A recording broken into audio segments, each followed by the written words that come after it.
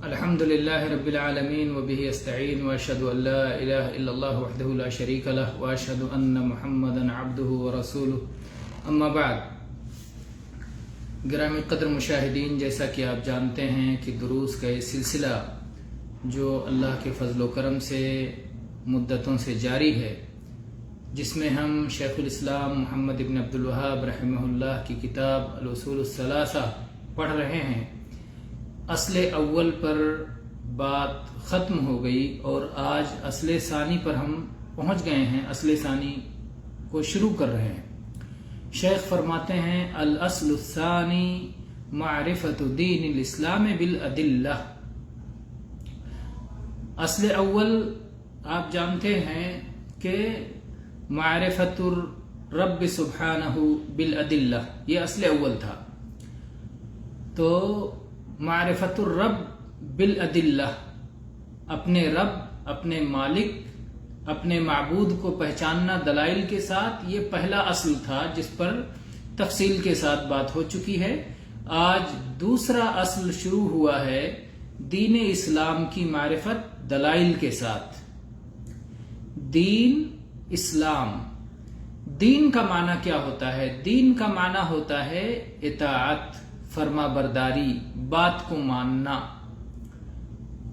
اور اسلام کے معنی ہوتا ہے اپنے آپ کو سپرد کر دینا، حوالے کر دینا. دین اسلام یہ اطاعت و فرما برداری کا دین ہے. دین کا ایک معنی حساب بھی ہوتا ہے، جیسا کہ اللہ تعالی نے فرمایا مالک یوم الدین، حساب کے دن کا مالک ہے اللہ تعالی، جزا کے دن کا، بدلے کے دن کا مالک ہے. تو دین کا ایک معنی یہ بھی ہوتا ہے. پھر فرمایا شیخ نے کہ دین اسلام کی معرفت جو دوسری اصل ہے، یہ دلائل کے ساتھ ہونا چاہیے، یوں ہی نہیں ہونی چاہیے. کیونکہ جو انسان صرف لوگوں کی تقلید سے دین سیکھتا ہے، دلائل کی بنیاد پر دین نہیں سیکھتا، ان سے سن لیا، ان سے سن لیا، یہاں دیکھ لیا، وہاں دیکھ لیا، دلائل اسے نہیں معلوم ہیں، تو شاید وہ بھی انہی لوگوں میں سے ہو جائے گا جن سے پوچھا جائے گا قبر میں کہ تم کیا کہتے ہو، تو وہ کہے گا کہ مجھے کچھ نہیں معلوم، لوگوں سے میں نے کچھ کہتے ہوئے سنا تھا اور وہی میں بھی کہتا تھا. تو دلائل کے ساتھ دین اسلام کو سمجھنا چاہیے.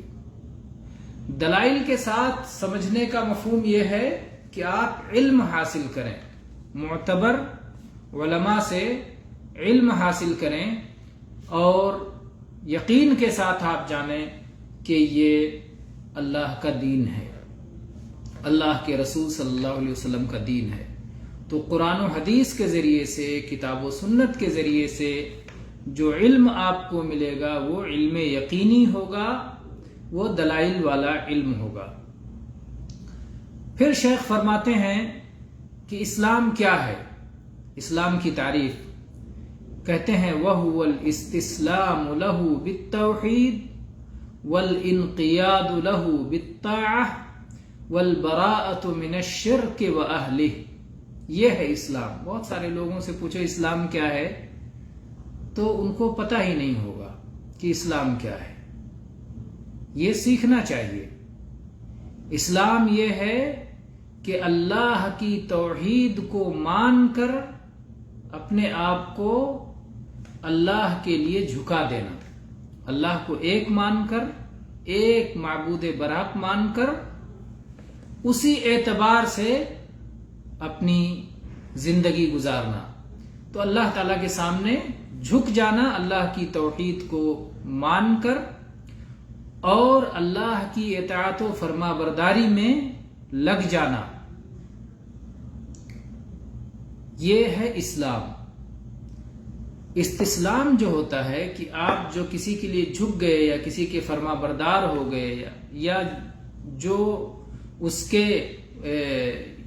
حکموں کے پابند ہو گئے، تو ایک اسلام تو برضا و رغبت اپنی خوشی کے ساتھ، اپنے اختیار کے ساتھ ہوتا ہے، وہی اللہ کے یہاں قبول ہے.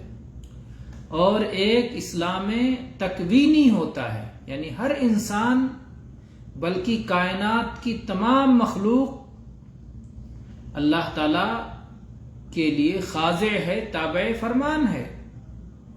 وَلَهُ أَسْلَمَ مَنْ فِي السَّمَاوَاتِ وَالْأَرْضِ طَوْعًا وَكَرْهًا، زمین و آسمان کی تمام چیزیں چاہیں نہ چاہیں، خوشی برضا و رغبت یا مجبوراً اللہ کے تابع فرمان ہیں، اللہ کے لیے مسلمان ہیں۔ لیکن یہ اسلام کیا اللہ کے ہاں قابل قبول ہے؟ یہ اسلام قابل قبول نہیں ہے۔ اسلام شرعی قابل قبول ہے کہ جس میں آپ کو اختیار ہے کہ مانیں چاہے نہ مانیں۔ اگر آپ مانیں گے تو پھر اس پر آپ کو جزا ملے گی، انعام ملے گا، اور اگر اس کو نہیں مانیں گے تو اس پر سزا کے مستحق ہوں گے۔ تو یہ اسلام جو دین اسلام ہے، اسلام شرعی ہے، یعنی اس کو اپنی رضا و رغبت کے ساتھ قبول کرنا ہے۔ اور اللہ تعالیٰ نے ایسے لوگوں کی تعریف کی جو ایسا کرتے ہیں، وَمَنْ أَحْسَنُ دِينًا مِّمَّنْ أَسْلَمَ وَجْهَهُ لِلَّهِ وَهُوَ مُحْسِنٌ، اس سے بہترین دین کس کا ہو سکتا ہے جس نے اپنا چہرہ اللہ کے لیے جھکا دیا، اسلام قبول کر لیا، فرما بردار ہو گیا، اور وہ نیکوکار ہے۔ تو اللہ تعالیٰ نے ایسے شخص کی تعریف کی، بلا من اسلم وجہہ للہ۔ تو یہ ہے اسلام کہ آدمی اللہ کے سامنے جھک جائے، اللہ کی توحید کو مان کے اور اس کا فرما بردار بن جائے، اللہ جس کام کے کرنے کا حکم دے اسے کرے، اور جس سے روک دے اس سے رک جائے۔ تو اللہ کے حکموں کی تعمیل کرے اور روکی ہوئی چیزوں سے رک جائے، یہ اسلام ہے۔ اس کے بعد اسلام کا حصہ یہ بھی ہے کہ آدمی شرک اور شرک والوں سے بری رہے، لا تعلق ہو جائے، بیزار ہو جائے۔ براءت یہ بھی اسلام کا حصہ ہے کہ آپ شرک سے دوری اختیار کریں، شرک کو چھوڑیں، شرک سے کوئی تعلق نہ رکھیں، ایسے ہی مشرکین سے بھی کوئی تعلق نہ رکھیں۔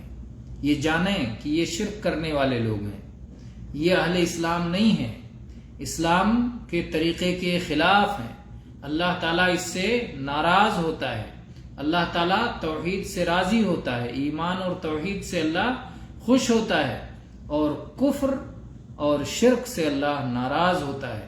تو کبھی بھی کفر و شرک کی محبت انسان کے دل میں کسی طرح سے نہ آنے پائے، بلکہ اس سے براءت رہے، اس سے لا تعلقی کا اعلان اور اظہار رہے۔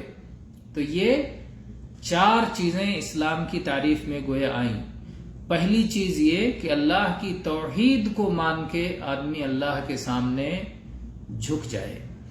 دوسری چیز یہ کہ اللہ کا فرما بردار بن جائے، اور تیسری چیز یہ کہ شرک سے اپنی براءت اور لا تعلقی کا اعلان کرے، اور چوتھی چیز کہ مشرکین سے بھی اپنی براءت اور لا تعلقی کا اعلان کرے، مشرکین کے شرک میں کبھی بھی ان کا ساتھ نہ دے۔